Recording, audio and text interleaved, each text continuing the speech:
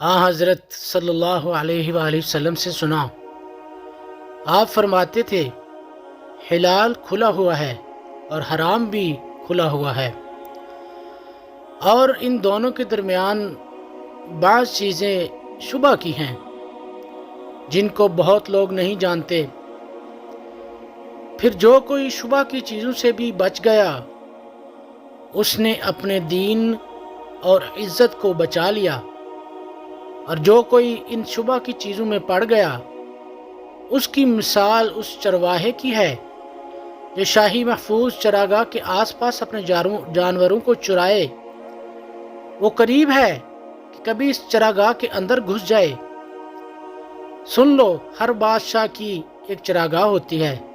اللہ کی چراگاہ اس کی زمین پر حرام چیزیں ہیں۔